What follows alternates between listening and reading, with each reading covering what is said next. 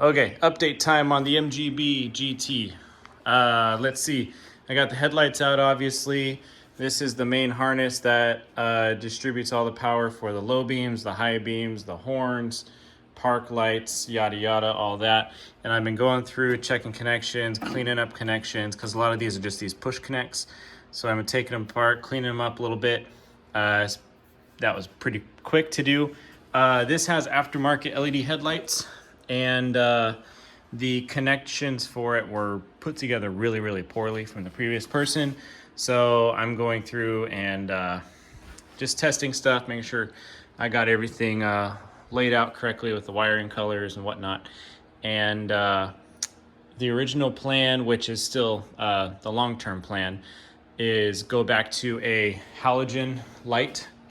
Looks like this, not LED. It would be correct for the car, to have halogen lights instead of these modern LEDs. But for the time being, these lights work just fine, so we're gonna roll with them. They've kind of grown on me a little bit, but long term, I do still want to go back to original halogens. Kind of want to keep the classic look of the car. And so anyway, I just got some jumper wires to test the lighting on the front, and I'll show you guys really quick. Let's see. So park lights, hold on, let me get this up here so you can see.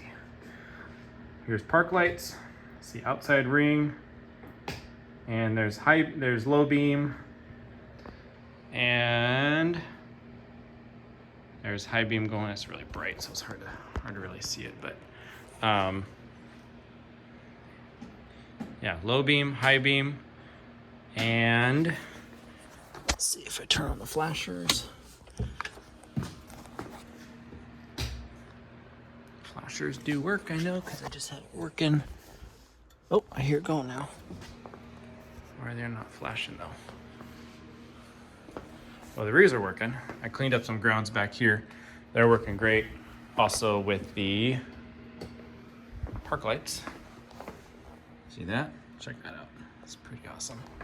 Lights working like a champ. See what's going on. Oh, I see the problem.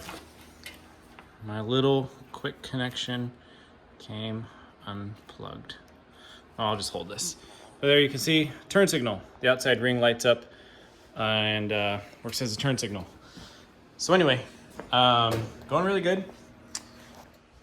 Electricals are working good. The switch inside the car for the hazards work good. And this is good to go. I cleaned up some connections on it. One last thing I need to do is the reverse lights do not currently work. Turn off the park lights.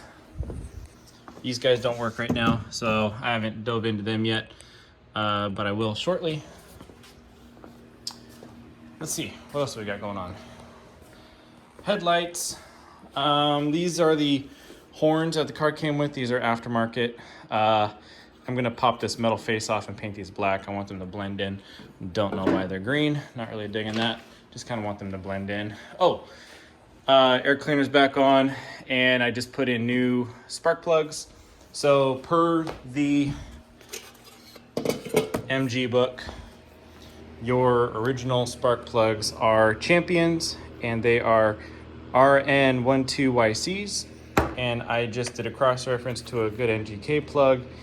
BCPR5ES or 6130 is the NGK equivalent to those champions, so those are now in. I did an oil change, and I need to correct what I said before. I said 1540, I think, on accident before, and I put in 20 weight 50. There it is. Hard to remember for some reason. 20 weight 50 is what I ended up actually putting in this with a Wix filter this time. So anyway, yeah, I misspoke last time. But yeah, 20 weight 50. That's what it calls out. I need to look at what it calls out for the transmission. And there actually is, on that note, there is a dipstick. Oh man, I don't have a light next to me. But there is a dipstick way down in there. I saw a couple forums online saying you can access that dipstick from the footwell on the passenger side, but I can't find an access panel. I can't find a way through the carpet, for like an easy access, nothing like that. So anyway, I don't know how to get to that dipstick. Also saw in another video, there is just a upper plug that you pull. It's a fill plug, but also you fill it until it starts coming out that, and then that's your full mark or your full indicator. Oh man, it's way down in there. So I get you guys in. But there is a dipstick. I would love to use it if I can get to it. Can I get my phone in there? Yeah, you can see it. You can see it. Come on. Come on. I'll show you guys. Just give me a second. There we go. See that hoop? That ring? That is a dipstick. And I need to figure out a way to get it out of there. So, anyway, to be continued on that. I want to change the transmission oil, and I got to get to that somehow. The car's going to go up on stands here shortly. I need to get new tires. These ones are they're getting dry rotted. They got some cracks in the tread. They are from date stamped. They're date stamped 2004, so they are old. Also, another side thing. The previous owner did put new wheel bearings on this car. The rear drums stick a little bit, so I want to pull this out, clean it up, see what's going on. I also noticed, now this is the left side of the car. On the front, you can see these big hubs. They are directional. I mean, they're side specific. So this says left side on it. This is go on the left side. On the back here, this one says right side. Ouch. It says right side. Right there. So I don't know what's going on here.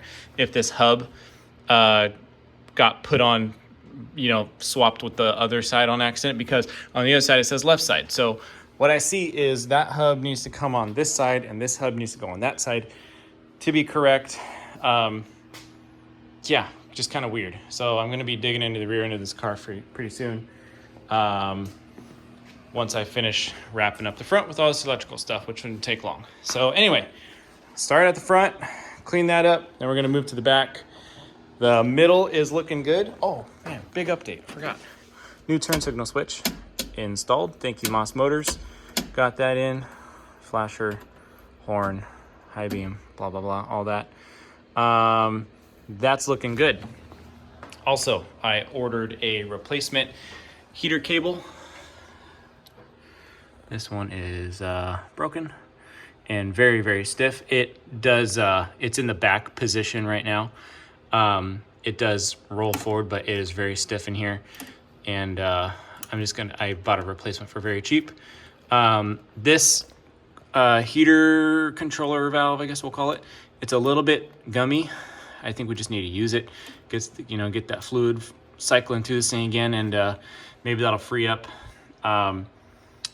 I can replace it very easily, but this one's not leaking or anything, and we're just gonna roll with this one for a bit, see how it does. Oil pressure gauge under the hood, not in the car for some reason. Its fitting right here is leaking a little bit. I gotta get in there and tighten it. The crescent wrench I had in my hand the other day, I couldn't quite get in there and tighten it up, so I gotta get in there with something else. It was just like, oh, while I'm here, but I couldn't do it while I was in there.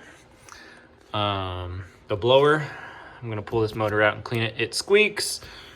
I was testing it with my power probe, and it kind of comes on, like it'll blow steadily for a while. I mean, a while being, 10, 15 seconds, and then it starts intermittently going on, off, which is kind of odd.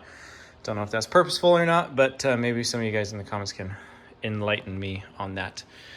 You see that firewall plug right there? I was missing the one that goes on this side, back behind here, right there. So I ordered a replacement, got it in there now, so the firewall is a little bit better plugged up now. Yeah, anyway, that's this week's update. It's been going along real well. Yeah, good stuff. That's where we're at.